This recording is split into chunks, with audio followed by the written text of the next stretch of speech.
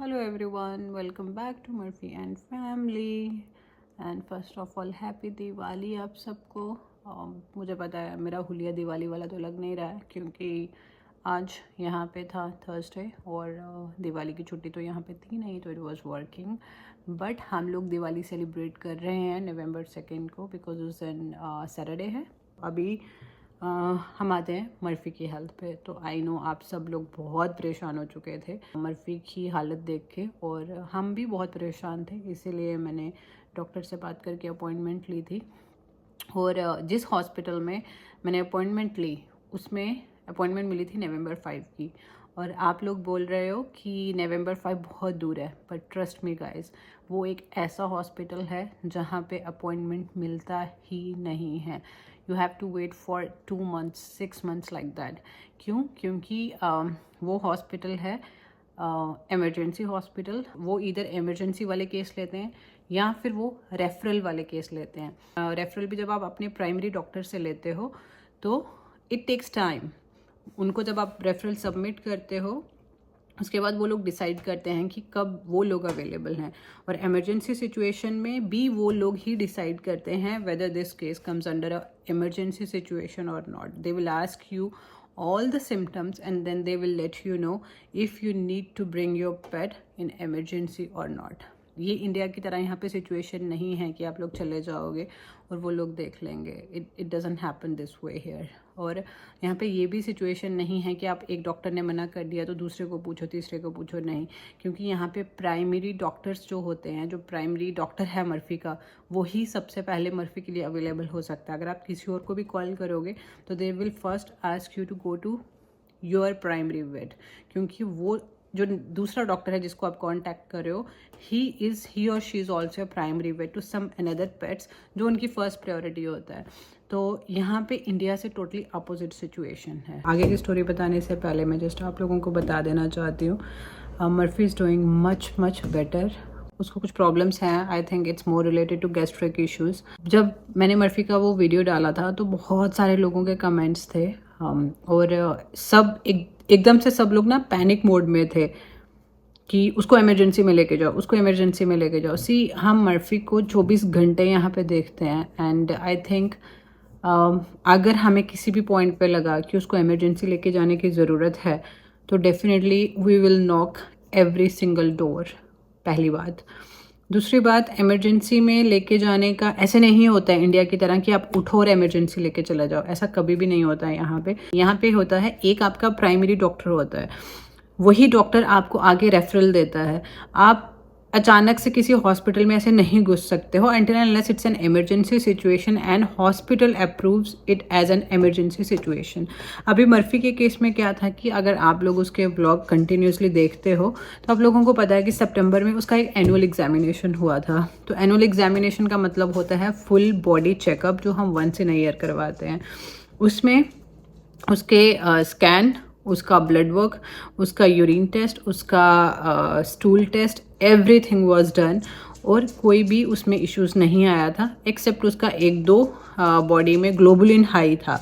पर डॉक्टर्स ने बोला कि यूरिन में कुछ ऐसा इशू नहीं दिख रहा है यूरिन टेस्ट में, तो इट शुड बी फाइन। अभी जब उसको फिर से प्रॉब्लम हो रही है तो मैंने डॉक्टर्स को कॉल किया एंड दे आस्क मी कि उसका एपेटाइट कितना है, वो कितना अभी एक्टिव है, वो कितना बाहर जा रहा है घूमने, खेल कितना रहा है, how happy he is, how lazy he is. Based on all those symptoms उन लोगों ने बोला है कि उसको रेगुलर विजिट में ही लेके आना है, इमरजेंसी में उसको नहीं डाला जाएगा। क्योंकि यहाँ पे इंडिया की तरह नहीं है, यहाँ पे आई थिंक डॉक्टर्स कम हैं या क्या है मुझे नहीं पता। वो हमेशा प्रायोरिटी उनको देते हैं। एक वो वाला सिचुएशन होता है ना, लाइफ और डेथ वाला सिचुएशन, तो उन्हीं को प्रायोरिटी देते हैं वो पहले।